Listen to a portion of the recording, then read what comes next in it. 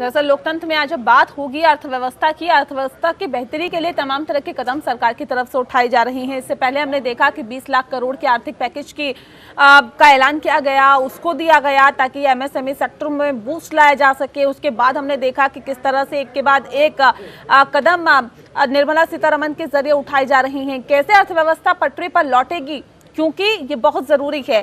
Corona काल एक तरफ चल रहा है, एक तरफ जिस तरह से लॉकडाउन हुआ देश में, उसके बाद से धीरे धीरे अनलॉक की प्रक्रिया शुरू हुई, पूरी तरह से अब देश को खोल दिया गया है, सभी आर्थिक गतिविधियां शुरू हो गई है। लेकिन बावजूद इसके अर्थव्यवस्था कैसे पटरी पर आएगी, इसके लिए सरकार पुरजोर कोशिशें कर रही है। कोशिशें इस बात की भी की जा रही है कि जल्द से जल्द लोगों को राहत पहुंचाई जा सके, ताकि जो लोगों की नौकरियां गई है वो वापस नौकरी पर लौट सके, जिनके कारोबार ठप हो चुके हैं उनके एक बार फिर से कारोबार सही हो सके। यानी कि जाहिर तौर पे कोशिश यही की जा रही है कि दिनचर्या यानी कि जो आम जनजीवन है एक बार फिर से पटरी पर लौटे, ताकि लोगों को राहत मिले। आज इस पे हम तफसील से चर्चा करेंगे। खास मेहमान हमारे साथ लगातार मौजूद हैं, उनसे आपका तारुफ करा देते हैं। हमारे साथ इस वक्त अभिषेक राजाराम जी जुड़ गए हैं, अर्थशास्त्री है। अभिषेक जी, बहुत स्वागत है आपका। इस खास कार्यक्रम की हम शुरुआत अभिषेक राजाराम जी आपके साथ करते हैं, क्योंकि जाहिर तौर पे अर्थव्यवस्था की बेहतरी के लिए सरकार तमाम तरह के कदम उठा रही है, लेकिन क्या आर्थिक पैकेज देने से क्या अर्थव्यवस्था मजबूत हो पाएगी? कोई फायदा होगा अर्थव्यवस्था का? देखिए, इसको आर्थिक पैकेज ना बोलिए प्लीज, ये मेरी रिक्वेस्ट है। ये कंज्यूमर स्पेंडिंग पैकेज है और एक लोन पैकेज है। सरकार का काम है सरकार चलाना और देश के लिए कैपिटल सब्सिडी, इंटरेस्ट सब्सिडी, इस तरह की चीजें देना। लेकिन ये सरकार नहीं, लोन का डीएस से चलाते हैं। क्योंकि जब एमएसएमई ने इनसे पैसा मांगा, 5.5 लाख करोड़ एमएसएमई को इनसे लेने थे, तो उन्होंने कहा हम 3 लाख करोड़ का लोन का पैकेज आपको दे रहे हैं। जीएसटी कंपनसेशन से स्टेट्स का नहीं दे रहे। उन्होंने कहा साहब जीएसटी स्टेट कंपनसेशन हम नहीं दे सकते, आप आरबीआई से जाके लोन ले लीजिए। 3 जीएसटी काउंसिल की मीटिंग इसी चीज पर चर्चा चल रही है, 27 अगस्त की, 5 अक्टूबर की और 12 अक्टूबर की। और ये जो पैकेज है ये लोन पैकेज है, और इसमें इन्होंने स्टेट का खर्चा भी जोड़ दिया। इन्होंने कहा कंज्यूमर स्पेंडिंग। अगर आप इसकी स्टेटमेंट पढ़े वित्त मंत्री की, तो वित्त मंत्री अपनी स्टेटमेंट में कह रही थी, indications are that saving of government and organized sector है employees have increase and we want to incentivize such people to boost demand for the benefit of less fortunate. यानी कि उनके पास पैसा बढ़ गया।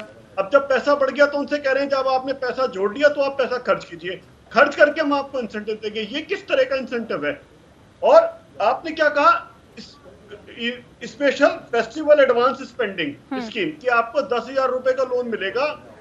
लोन चूंकि 1 साल से ऊपर का होता है तो लोन होता है, 1 साल से कम का होता है तो एडवांस होता है। तो 10,000 रुपए का एडवांस मिलेगा आपको, रुपए कार्ड के थ्रू आपको खर्च करना होगा। ये किस तरह का है कि आपको इंटरेस्ट फ्री एडवांस दे रहे हैं, आप खर्च कर लीजिए। जो स्टेट्स को बोला, अच्छा प्लस अपना 4,000 करोड़ रुपए जोड़ा, 4,000 करोड़ रुपए इन्होंने स्टेट्स का भी जोड़ दिया।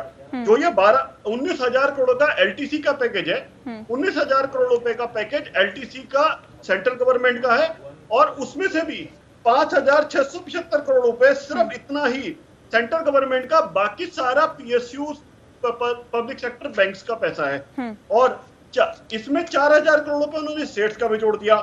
जो 12,000 करोड़ रुपए स्पेशल असिस्टेंस है, वो असिस्टेंस नहीं है, ये 50 साल का लोन है। 50 साल बाद आपको वापस करना है। तो किसी को 10 महीने का लोन दे दिया, किसी को 3 साल, एमएसएमई को 3 साल का लोन दे दिया। नहीं, आपको ये इफेक्टिव नजर आ रहे हैं कदम या नहीं? ये किसी काम के नहीं है। कोई आप मुझे उधार देंगे तो मैं जाके खर्चा कर दूंगा। ये किस तरह का पैकेज है? आप मुझे उधार दीजिए, ठीक है, ये किसी काम का आपको नजर नहीं आ रहा है। ठीक है, ठीक है। अभिषेक जी, सवाल इस बात को लेकर है कि आप कह रहे हैं कि इससे कोई फायदा नहीं होगा, जबकि और जो अर्थशास्त्री, इकोनॉमिस्ट हमारे साथ बैठे हैं, इन सभी का मानना है कि आने वाले वक्त में इसका फायदा मिलेगा, बशर्ते इसे बेहतर तरीके से लागू किया जाए। लेकिन ऐसे में आपको क्यों ऐसा लगता है सर कि इसका फायदा नहीं होगा, जो कदम अभी सरकार की तरफ से उठाए गए हैं? मैं आपका ध्यान, कल 2 रिपोर्ट और आई है, मैं उनकी तरफ आकर्षित करना चाहता हूं। बाकी पैनल पे जो बैठे उनका भी ध्यान इस तरफ आकर्षित करना चाहता हूं। हाँ। अदर देन दिस, 2 रिपोर्ट आई है। कंज्यूमर प्राइस इंडेक्स जो कल 12 अक्टूबर को आई है, इस रिपोर्ट में बताया गया है कि consumer food price index CFPI 10.94 11% बढ़ गया है। यानी 11% खाने की सामान की चीजें बढ़ गई हैं। और जो वेजिटेबल्स हैं वो 22.71, 23% सिर्फ एक महीने में सब्जी के दाम बढ़ गए। ऐसे में जब आदमी के हाथ में नौकरी नहीं है या उसके पैसे कम हो गए हैं तो वो सबसे पहले सब्जी खरीदेगा, घर का राशन खरीदेगा, दूध खरीदेगा, जिसके दाम 18%, ये रिपोर्ट बता रही है, सरकारी रिपोर्ट है, मेरी अपनी तो रिपोर्ट है नहीं, कि वो खरीदेगा या ये बाकी सामान खरीदेगा। दूसरी चीज जो क्विक एस्टिमेट आया, इंडेक्स ऑन इंडस्ट्रियल प्रोडक्शन, ये कल की रिपोर्ट है, फिर से मैं इसकी तरफ आकर्षित करूंगा, जो ये कह रही है, मैं उन चीजों के दाम बोलूंगा जिनका मैन्युफैक्चरिंग 50% से कम हो गया है। ये है manufacture of beverages, manufacture of textile, bearing apparel, leather reported, would products, paper and paper products, recorded media, motor vehicle, other transport vehicles, manufacture of furniture, other manufacturing. यानी कि ये खुद सरकार की जो दो रिपोर्ट कल आई हैं, अगर आप इन दो रिपोर्ट्स को अगर आप देखें तो ये रिपोर्ट दोनों ये बता रही हैं कि हालात उतने अच्छे नहीं हैं। अगर हम डबल डिजिट में कॉन्ट्राडिक्ट पहले क्वार्टर में करे हैं तो जो सितंबर क्वार्टर है, हम चाहे जितने दावे कर रहे हैं, we are going to contradict in double digits. और इस डबल डिजिट से अगर कोई गाड़ी नीचे जा रही है तो उसे वापस पटरी पर लाने में बहुत मेहनत करनी पड़ती है। आज हम जो सबसे ज्यादा मिस कर रहे हैं वो हमारे पुराने वित्त मंत्री श्री अरुण जेटली जी को मिस कर रहे हैं। अगर वो होते तो आज इस दिशा में हमें देश को जरूर कोई अच्छा गाइडेंस देते। इस बीजेपी गवर्नमेंट को इस चीज की सबसे बड़ी समस्या चल रही है कि उनके पास एक अच्छे अर्थशास्त्री या एक अच्छे सूझबूझ वाले व्यक्ति जैसे मनोहर पारिकर थे गोवा वाले, वो कुछ सोच सकते थे ऐसे टाइम पर, वो लोग यहाँ पर नहीं है। और इसीलिए ये जो ऑप्टिक्स है ना कि 73,000 करोड़ का पैकेज, अगर आप इस पैकेज में ध्यान से जाएं तो इन्होंने जो स्टेट गवर्नमेंट खर्च करने वाली है वो भी अपने पैकेज में जोड़ दिया। ये तो गलत काम है ना। आप सिर्फ अपना पैकेज बोले कि मैं कितना दे रहा हूं। ये ऑप्टिक्स और हेडलाइन मैनेजमेंट से चीजें नहीं चलती। स्टेट पैकेज देंगी नहीं देंगी, उससे अच्छा उधार कोई लेकर खर्च करेगा नहीं करेगा, इसकी क्या गारंटी है? हाँ, ठीक है। मुकेश मोहन गुप्ता जी, जिस बात का जिक्र अभी अभिषेक राजाराम जी कर रहे थे, उन्होंने बताया कहाँ पे मैन्युफैक्चरिंग कम हुई है, कहाँ पर जो टैक्सेस हैं उसको बढ़ा दिया गया है, किन किन चीजों के रेट अभी बढ़ेंगे। जिस रिपोर्ट 49 करोड़ ये सितंबर में हो गया 95,480 करोड़। ये 32,000 करोड़ से लेकर अगर 95,000 करोड़ जीएसटी का कलेक्शन हो गया, इसका मतलब हमें कोई इसमें डाउट नहीं होना चाहिए कि जो स्थिति खराब थी वो कहीं ना कहीं धीरे धीरे सुधर रही है। और ये जो पैसा मार्केट में अब आएगा, जो सरकार अब दे रही है, वो मुझे पूरी उम्मीद है कि वो खर्च होगा जरूर, क्योंकि वो जो बेनिफिट है वो तभी मिलेगा जब ये पैसा खर्च होगा। और ये खर्च भी होगा डिजिटल मोड पे। यानी सरकार ने कहा है कि भाई हम इसका पूरी तरह से देखेंगे भी, ऐसा नहीं कोई अर्जी फर्जी बिल दे दे। पूरी तरह से ये डिजिटली पैसा खर्च होना चाहिए। ठीक है, अभिषेक राजाराम जी कुछ कहने सुन लेते हैं, इनका रिएक्शन ले लेते हैं। मैं एक लाइन कहना चाह रहा हूँ, ये अगस्त सितंबर का जो जीएसटी कलेक्शन है इसलिए भी बढ़ा हुआ दिख रहा है क्योंकि फरवरी से जो डेट बढ़ाई गई थी उनकी ड्यू डेट सितंबर में थी, और जो पुराने साल की 2017 से जनवरी 2020 तक की एमनेस्टी स्कीम थी वो भी 30 सितंबर को खत्म हुई है। इसलिए सितंबर का टैक्स कलेक्शन इसलिए और अगस्त का भी इसलिए ज्यादा दिख रहा है।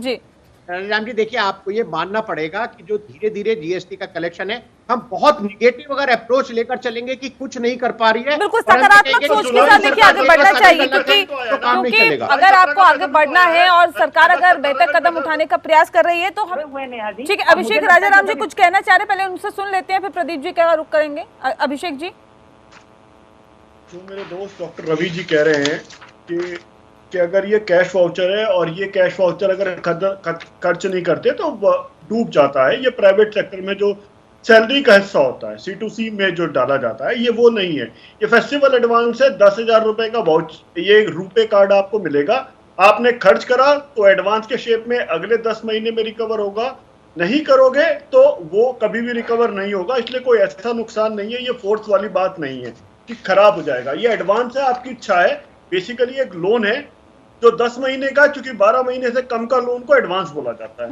दूसरी चीज, जहां तक कार की सेल की बात है, तो ये कल की रिपोर्ट जो मैं आपको बता रहा था, कार का जो मैन्युफैक्चरिंग है वो 56% गिर गया है और ट्रैक्टर का मैन्युफैक्चर भी 52% गिरा हुआ है और ट्रांसपोर्ट इक्विपमेंट्स का मैन्युफैक्चर भी 51.5% गिर गया है। अरे 50% तो पिछले साल मंदी में थे, तब उससे भी 50% नीचे चले गए हैं। अब कितने बिकवाओगे? शेयर मार्केट में रेट बढ़ने से क्या कंपनी प्रॉफिट में आ जाएगी? जब मैन्युफैक्चर ही 50% कर रहे हैं तो कहां से सेल हो रही है? एमएसएमईज को जब तक बेनिफिट नहीं दोगे, एमनेस्टी स्कीम नहीं दोगे, आईटीसी का बेनिफिट नहीं दोगे, तब तक ये जो भारतीय अर्थव्यवस्था है यहाँ पर सिर्फ दो तरह से ऊपर आ सकती है।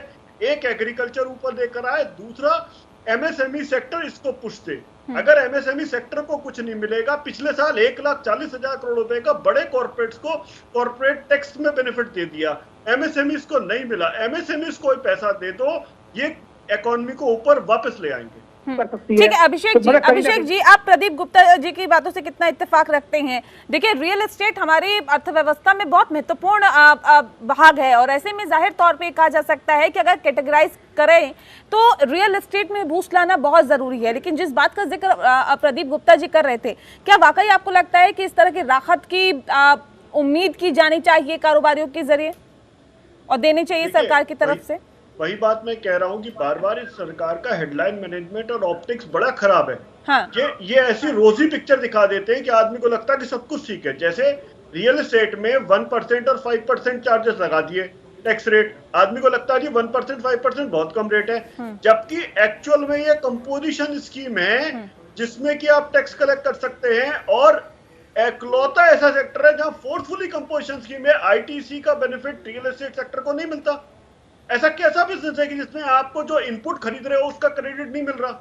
हाँ। ये तो सरासर धोखाधड़ी है एक पूरे सेक्टर के साथ। ऊपर से कॉन्स्टिट्यूशन कहता है कि आप लैंड पर टैक्स नहीं लगा सकते बिकॉज उस पर स्टैंप ड्यूटी है, लेकिन एक नोशनल एक्सपेंडिचर 1/3 लैंड का देकर अननेसेसरीली लैंड पर घुमाकर टैक्स लगाया जा रहा है, जबकि लैंड पर स्टैंप ड्यूटी ऑलरेडी लग रही है।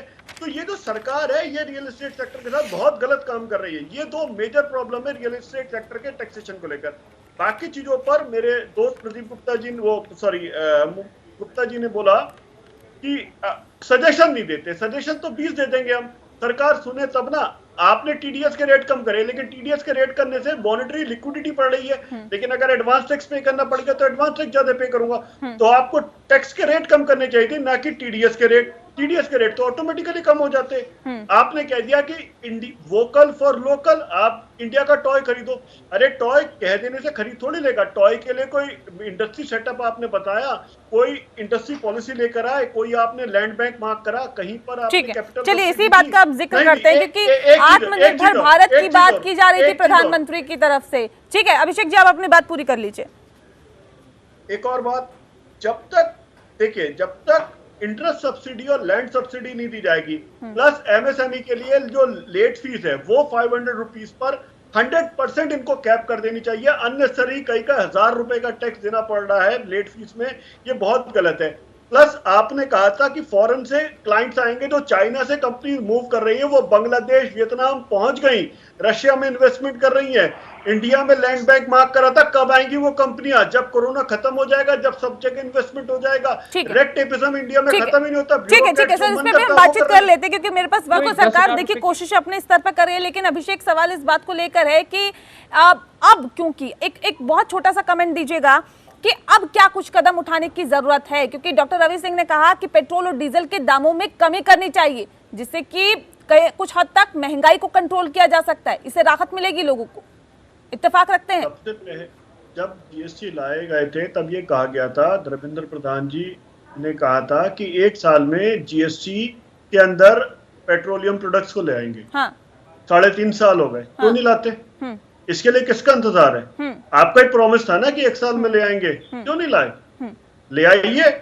सेक्शन 17 सबसेक्शन 5 ब्लॉक क्रेडिट, इसको डाइल्यूट कीजिए, उसमें टैक्स पेट्रोलियम प्रोडक्ट्स का बेनिफिट दीजिए। देखिए कितनी चीजें सस्ती हो जाती हैं। और जहां तक बात है कि चाइना से इंपोर्ट हमारा कम हो गया, जब आप देख रहे हैं नंबर जो कल आए हैं, अगर हमारा प्रोडक्शन ही 50% कम हो गया तो इंपोर्ट भी तो 25-30% कम हो जाना चाहिए था। प्लस जहां सेल नहीं है तो ऑफकोर्स इंपोर्ट कम हो ही जाएगा। ये इतना रोजी पिक्चर नहीं है। सबसे बड़ी प्रॉब्लम इस गवर्नमेंट और इस गवर्नमेंट के सपोर्टर्स की ये है कि हर चीज का ये जवाब देते हैं कि लॉन्ग टर्म में अच्छा होगा और शॉर्ट टर्म में तकलीफें। डिमोनेटाइजेशन से लॉन्ग टर्म में सारी समस्याएं दूर होती, शॉर्ट टर्म की 50-60 दिन की तकलीफें थी। जीएसटी से शॉर्ट टर्म में सब्र तो यहाँ पे रखना ही होगा और सब्र तो यहाँ पे रखना ही होगा। एक सकारात्मक सोच के साथ सर हमें आगे बढ़ना ही होगा, उसके अलावा और कोई आपके पास चारा भी नहीं है, हमारे पास भी कोई चारा नहीं है, लेकिन एक सकारात्मक सोच के साथ हम आगे बढ़ सकते हैं और जाहिर तौर पे मेहनत कर सकते हैं और ये कहा जा सकता है कि देश की अर्थव्यवस्था को बेहतर करने के लिए या फिर पटरी पर लाने के लिए अपना योगदान दे सकते हैं। बहरहाल बहुत शुक्रिया आप सभी का।